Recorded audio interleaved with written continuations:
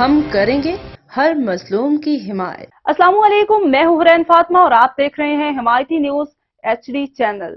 نظر ڈالتے ہیں آج کی اہم خبروں پر۔ پولیس ڈپارٹمنٹ کو بدنام کروانے والا SHO ابھی تک اپنی سیٹ پر موجود ہے۔ تاریخ 7 مئی 2024 سے پولیس افسران اپنے افسران کو بار بار بتا چکا ہے۔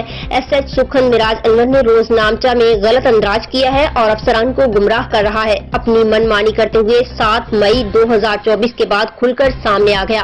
اپنے افسر کا دفاع کرنے کی بجائے مخالفین جن کے ذریعے بلا وجہ پولیس ڈپارٹمنٹ کو بدنام کیا گیا، ان مخالفین راشد نواز عباسی کو لے کر اس کو اور اپنے آپ کو بے گناہ ثابت کرنے کے لیے افسران کے پاس لے کر جا رہا ہے اور SHO سکھن مراج انور پر منشیات فروش جرائم پیشہ کو میرے والد سے منسوب کر کے میرے والد کے خلاف جھوٹے گواہ بھی تیار کرنے لگا ہے۔ محمد اویس نے بتایا کہ میں لا کا اسٹوڈنٹ ہوں۔ SHO سکھن جو انتہائی کرپٹ اور جھوٹا انسان ہے، جو اپنی چوری چھپانے کے لیے روز نامچہ میں غیر قانونی طور پر جھوٹا اندراج کرے، جس کے ثبوت افسران بیالہ کو دینے کے باوجود SHO سکھن کے خلاف کوئی کارروائی نہیں ہوئی۔ نیک نیتی سے انکوائری ہوتی تو ابھی تک SHO سکھن معطل ہوتے۔ حالانکہ والد صاحب اب بھی اپنے افسران پر انصاف کی امید رکھ کر بیٹھے ہیں، مگر جو ہمارے ساتھ اور ہمارے والد صاحب جس غربت سے گزر رہے ہیں، اس کا افسران بالا کو کوئی احساس نہیں ہوگا۔ چھوٹا ملازم سمجھ کر اسی کو قصوروار ٹھہرایا جا رہا ہے۔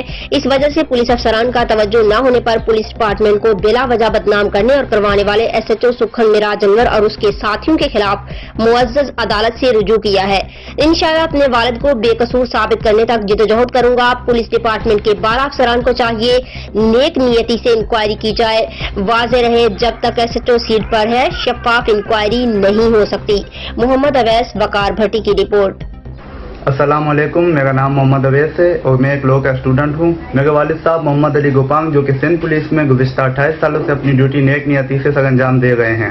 کچھ دن پہلے SHO سکھن سب انسپکٹر مراج انور نے اپنے پرائیویٹ بندے کھڑے کر کے میرے والد صاحب اور سندھ پولیس ڈپارٹمنٹ کو بدنام کروایا ہے، جس کے تمام ثبوت میرے والد صاحب نے افسران بالا تک پہنچا دیے ہیں۔ تاریخ 7/5/2024 کو SHO کھل کر سامنے آیا ہے اور SHO کے خلاف اب تک کوئی قانونی کارروائی نہ ہو سکی۔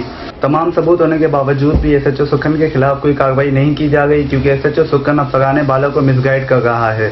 اپنے بے گناہ والد اور پولیس ڈپارٹمنٹ کو بدنام کرنے والوں کے خلاف کارروائی کے لیے معزز عدالت سے رجوع کیا ہے۔ پولیس ڈپارٹمنٹ کو بدنام کرنے والوں کے خلاف قانونی کارروائی ہونے تک جدوجہد کرتا رہوں گا۔ SHO سکھن مراج انور صرف میرے والد نہیں بلکہ پورے پولیس ڈپارٹمنٹ کو بدنام کر رہا ہے۔